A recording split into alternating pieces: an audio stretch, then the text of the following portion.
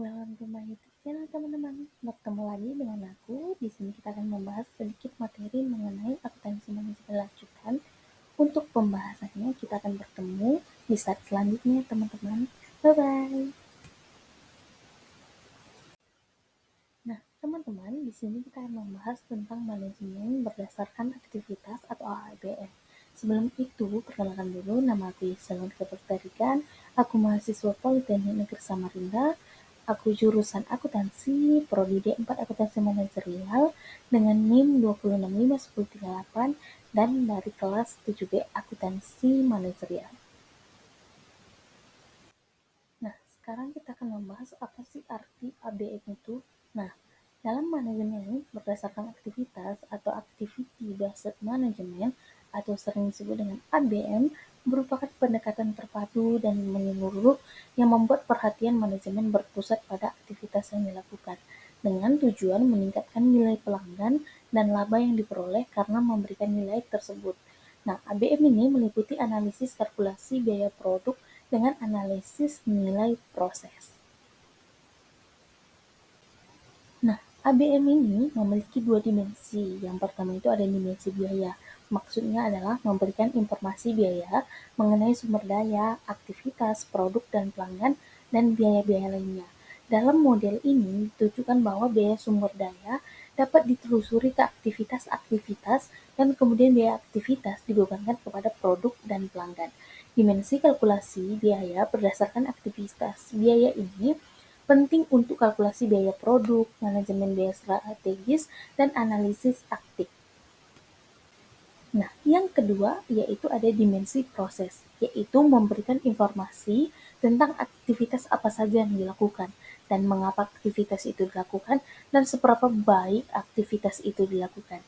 Dimensi inilah yang memberikan kemampuan untuk melakukan dan mengukur perbaikan secara berkelanjutan. Nah, seperti model manajemen berdasarkan aktivitas di samping ini, bisa kita lihat mulai dari tinjauan proses yaitu analisis penggerak, aktivitas, dan menghasilkan analisis kinerja. Yang kedua ada tinjauan biaya, yaitu mulai dari sumber daya, aktivitas, dan produk dan pelanggan. Serta berfokus pada pertanggungjawaban aktivitas, bukan pada biaya, dan melakukan maksimalisasi kerja sistem secara menyeluruh, bukan secara individu.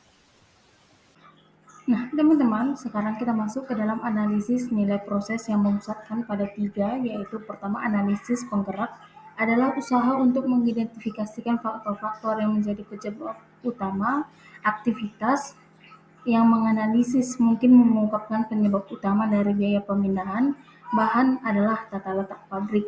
Yang kedua ada analisis aktivitas, yaitu merupakan proses identifikasi, penjabaran, dan evaluasi aktivitas yang dilakukan oleh organisasi.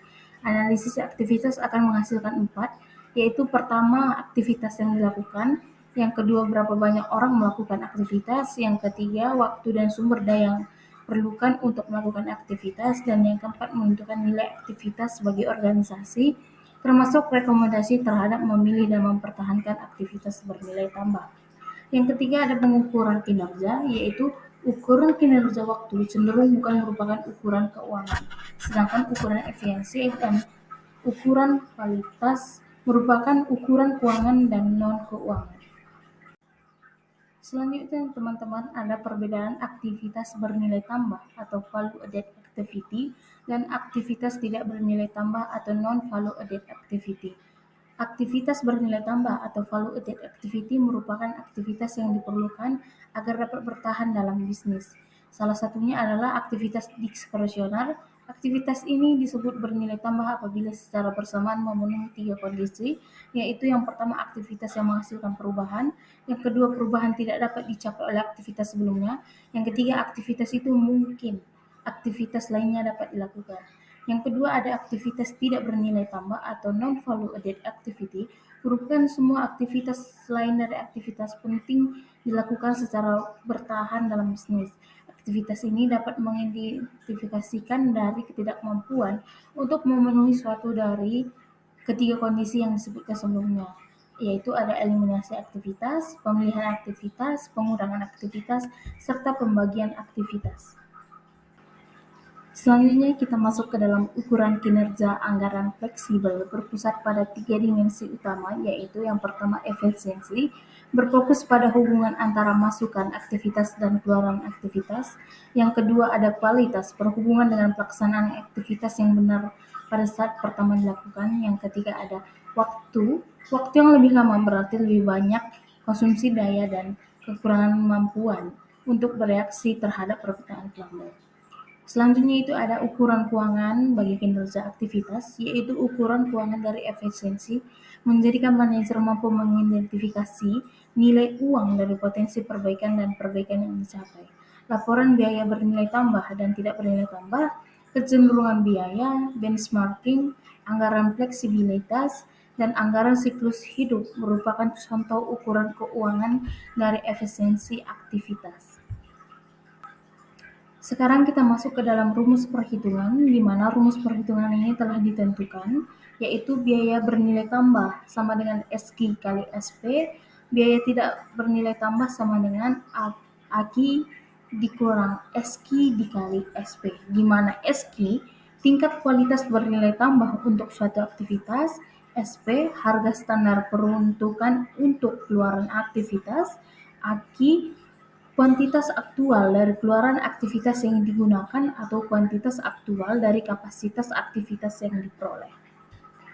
Nah, teman-teman, di sini sudah ada contoh soal. Mungkin teman-teman semua bisa melihat di sini ada contoh soal dari aktivitas, penggerak aktivitas, SQ, AQ, dan SP. Nah, dari soal tadi teman-teman bisa kita jawab seperti pada slide ini. Di sini ada laporan biaya bernilai tambah dan tidak bernilai tambah, di mana aktivitasnya dan bernilai tambah, tidak bernilai tambah, dan aktual. Nah, jadi totalnya di sini telah didapat ada sebesar 1.600 pound dan tidak bernilai tambahnya dapat 670 pound dan aktualnya ada 2.270 pound. Nah, itu tadi sedikit materi mengenai manajemen berdasarkan aktivitas atau ABM. Semoga teman-teman yang telah mendengarkan bisa berguna dan bermanfaat. Begitu juga teman-teman, jika ada salah kata mohon dimaafkan. Sekian dan terima kasih. Sampai jumpa di video selanjutnya teman-teman. Bye-bye.